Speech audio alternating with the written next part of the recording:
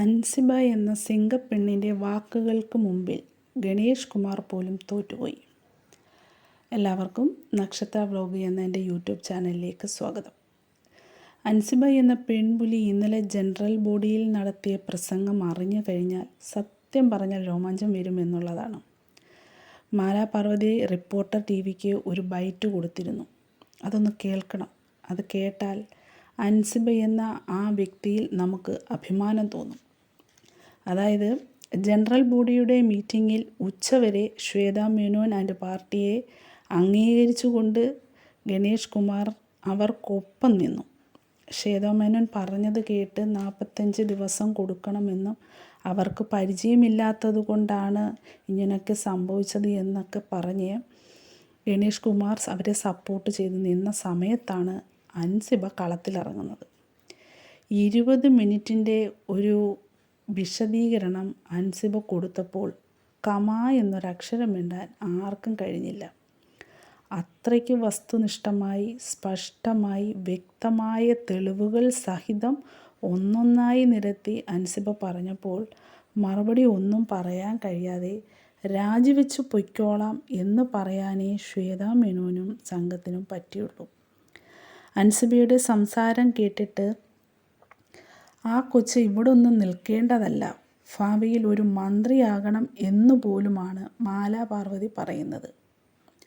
ആ കുട്ടിയുടെ സംസാരത്തിന് മുന്നിൽ അമ്മ സംഘടനയിലെ അംഗങ്ങൾ മിണ്ടാതെ ഇരുന്നു കേട്ടു. എന്ത് സത്യമുള്ള കൊച്ചാണ്!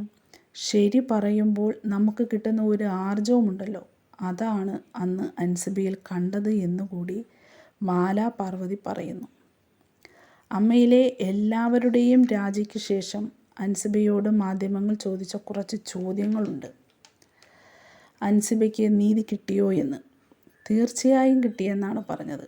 നീതിക്കായി താൻ ഇനിയും മുന്നോട്ട് പോകുമെന്നും അതിൽ നിന്നും ഒരു തരി പോലും പിന്നോട്ട് പോകില്ല എന്നുമാണ് അൻസിബ പറഞ്ഞത്.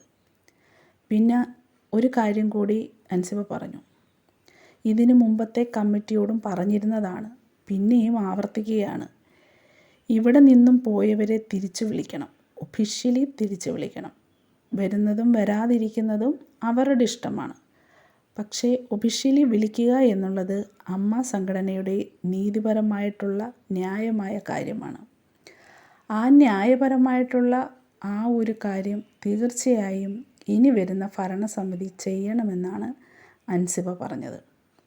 അതുപോലെ തന്നെ ഇവിടുന്ന് രാജിവെച്ച് ഇറങ്ങിപ്പോകേണ്ടി വന്ന കമ്മിറ്റി വന്ന സമയം, അതായത് കഴിഞ്ഞ ഓഗസ്റ്റിൽ വന്ന സമയം പ്രസിഡൻറ്റ് ശ്വേതാ മേനോൻ എല്ലാവരോടും പറഞ്ഞിരുന്നു അതിജീവിതയെ തിരിച്ചു കൊണ്ടുവരുമെന്ന്.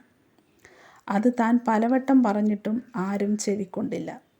ഇനി വരുന്ന കമ്മിറ്റിയെങ്കിലും അത് ചെയ്യണമെന്നു കൂടി അൻസിബ പറഞ്ഞു.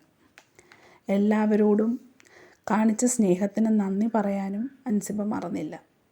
അതുപോലെ തന്നെ ഇനിയൊരു ഭാരവാഹിത്വത്തിലേക്ക് മത്സരിക്കാനോ സ്ഥാനങ്ങൾ വഹിക്കാനോ താൻ ആഗ്രഹിക്കുന്നില്ല എന്നും സംഘടനയുടെ ഭാവി പ്രവർത്തനങ്ങൾ മികച്ച രീതിയിൽ മുന്നോട്ട് പോകട്ടെ എന്നും ശക്തവും കരുണയും ആർജവുമുള്ള ഒരു പുതിയ യുവനിര ഇതിനായി കടന്നു വരട്ടെ എന്നും എല്ലാവരോടും ഹൃദയം നിറഞ്ഞ നന്ദി എന്നുമാണ് അൻസിബ പറഞ്ഞത്.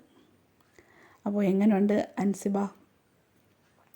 അപ്പോൾ ഇന്നത്തെ വീഡിയോ ഇത്രയേ ഉള്ളൂ. നിങ്ങൾക്ക് അൻസിബയെക്കുറിച്ചുള്ള അഭിപ്രായം എന്താണെന്ന് കമൻ്റായി രേഖപ്പെടുത്തണം കേട്ടോ.